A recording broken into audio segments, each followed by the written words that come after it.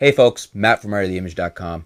So, we've had some discussion lately on the Sony lens lineup, what I feel is a weakness to the Sony camera lineup right now. But we've also had these new announcements of various new cameras coming out. You know, the a7R Mark II is fairly recent. The a7S Mark II is a recent announcement.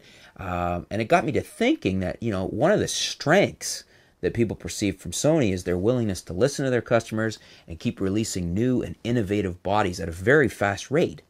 But that can also be perceived as one of the weaknesses to the Sony lineup. When you consider that it's also fueling a fairly fast depreciation on your camera bodies. Now, we all know you're not going to make money. You don't expect your camera to hold its value for a long period of time. But you do tend to get a little peeved if it drops its value significantly faster than you might have thought. Case in point, I have up here on Amazon, the Sony a7R Mark II is currently MSRP'd at $31.98. You can get one for $29.47 used.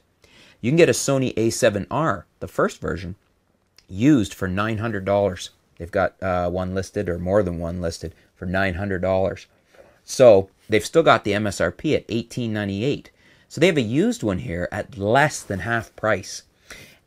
And I don't think you'd be seeing the value of it drop that fast if there wasn't this advancement of the cameras this fast. Simply because, you know, if a body's on the market for a little longer, it's going to hold its value for a little longer. So, you know, it's great that they're bringing out the new tech, but what if you're on the other end of that? Are you, you know, you're owning an a7R and you're thinking, son of a gun, now my camera's not worth all that much, and you're jonesing for the a7R Mark II, but you start to get gun shy because you lost all that market value so fast. Because, you know, if you were thinking about getting the Mark II, now yours is depreciated so far down that you're not going to reclaim much money out of it to buy into the Mark II. And this is not a problem you see as much on Nikon or Canon. You know, if you've got a used 5D Mark II, and when the 5D Mark III came out, you're going to get better value than 50% of current MSRP.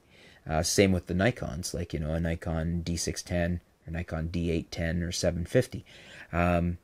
You know, conversely, this hasn't happened yet. We'll flip over here to the a6000. This is about to happen. You know, people are talking about the a6100. We expect it to be announced relatively soon. But you can get a used body only for $400 even right now, which is pretty reasonable. You can get a body for $600, new, $599. But as soon as that a6100 hits the market, how low do you think that a6000 body is going to go? You know, what's it going to be worth used?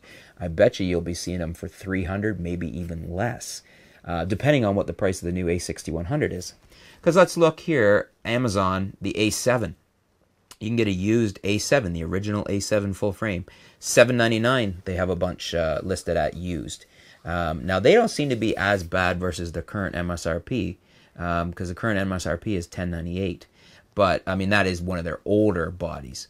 But $800 you can get that used for. Frankly, I'd go for the a7R because what was it? It was $900 used.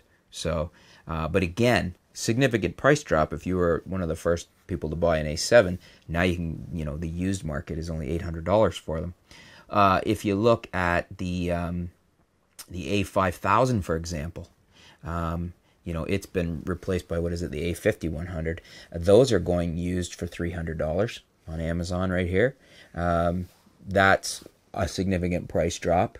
I think what we're seeing too, though, like, I mean, you can get the MSRP on that's $348. So $300, it's not 50% off for used. But I think you'll see the threshold diminish as the price diminishes, in the sense of, maybe I didn't say that right, but the lower cost of the camera, you're not always going to get it for half price as quickly.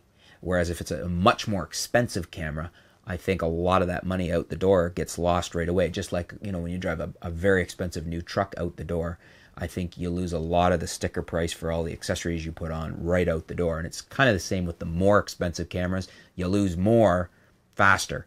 But still, you know, the question is here, are Sony's cameras depreciating faster than other cameras if you're in the Nikon, say, or the Canon or the Panasonic system, because they are releasing bodies so fast? You know, is that the downside to the upside of the new tech and the new bodies coming out so fast? Is the depreciation the problem if you're the one putting your money on the line to buy these cameras?